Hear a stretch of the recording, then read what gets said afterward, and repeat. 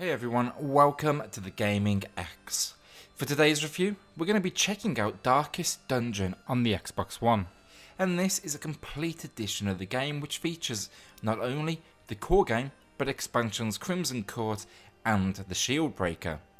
Now for those that don't know, this is an RPG crawler and I'm going to share this small piece of information early on. It's one hell of a challenge. Taking on the role of a unit, your quest is to regain control of a mansion which belonged to your family and is currently under absolute siege from enemies. Today though, the question as always is this worth your hard-earned money? Before we jump into the review, remember to hit like, leave a comment below, or even just hit subscribe. We're so thankful for all of you that have subscribed already, and we'd love to see you join us if you haven't already. With that being said, let's jump in to today's review.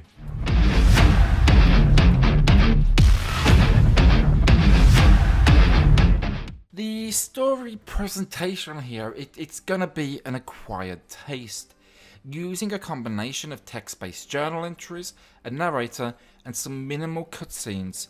It's really up to you as the player how deep you want to go.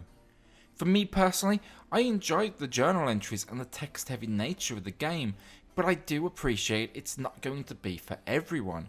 If you are just here though to stretch your RPG muscles in battle, then feel free to skip these and jump in. The story does just enough for players interested in understanding the lore to keep on reading, without making it essential to continue your progress. It's actually a really smart design by the developers here. Really, all you actually need to know is, your mission is to regain control of your property. It's by far not the best story or presentation I've ever seen, but it was enjoyable nonetheless. Graphics, and I've got to say I love the visual finesse the developers have produced here. Characters and environments are hand-drawn. Colours are purely of the darker blacks, greys and browns, but it suits the medieval fantasy world perfectly. It encapsulates the storyline, and it's definitely a cartoonish take on a more gothic imagery. It's something that's somewhat rare in the console world, and it really makes this one stand out. On top of this, they've done a particularly exceptional job when it comes to animation. Make your attack and see the enemy and your soldier overlay the background in a beautiful fashion that simply does not get old, and it does a fantastic job of highlighting your previous decision or attack. So gameplay, and this one is an absolute beast when it comes to the level it will push your skill to. Move your formation, understanding strengths and weaknesses, crunch numbers, monitor health, monitor stress, permadeath, how do I cure an affliction? Have I scared you yet? It's overwhelming initially, but give it time and you'll find one of the most rewarding RPG battle systems I've encountered in quite some time. The gameplay really comes down to two environments: dungeon battles, and then a town outside the dungeons where you can regroup and make any movements that you need to with your team. When it comes to combat, you're going to have two main reference points that you must understand immediately: hit points and stress. Hit points control your health and ability to attack. If this gets too low, expect to die quickly.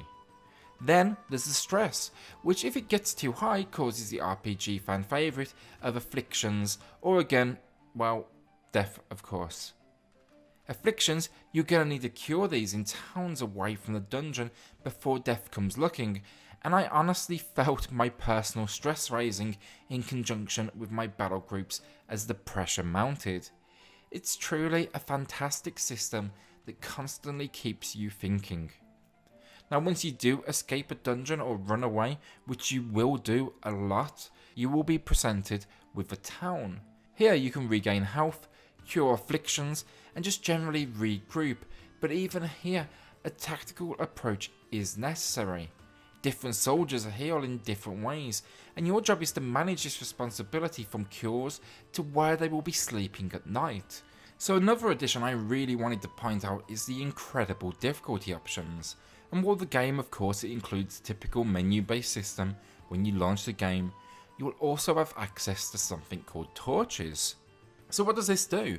So when you're struggling with a dungeon or you want to save your favourite character till you escape, light a torch which will produce more light of course, and this lowers the difficulty of your enemies. On frequent occasions I found myself utilising this system to try to save a favourite character from permadeath. This is, as always, it's an intimidating system, especially when you grow an attachment to them. Now I'd like to point out from my experience, and to save you the pain and hassle, restarting the console here will not work, trust me, I tried it a lot. The save system is brutally effective to say the least. So to sum up, I felt a lot of stress playing this one, but this is an immensely rewarding experience and one I could not suggest more.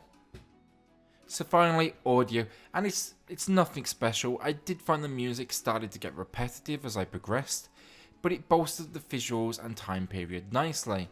It was easy to ignore basically. Additionally, I really liked the narrator, not only from a stylistic point of view, but they've used it to support the player and give clues to what you should do next, and even what is occurring on screen. It's a really nice touch. Finally, the environmental sounds, and they're as strong as the visuals in fact, and they add a really nice and necessary weight to the brutal animations you'll see playing out on screen as weapons clash. So the final verdict, and if I haven't said it enough already, then I'm going to say it one more time: expect a challenge.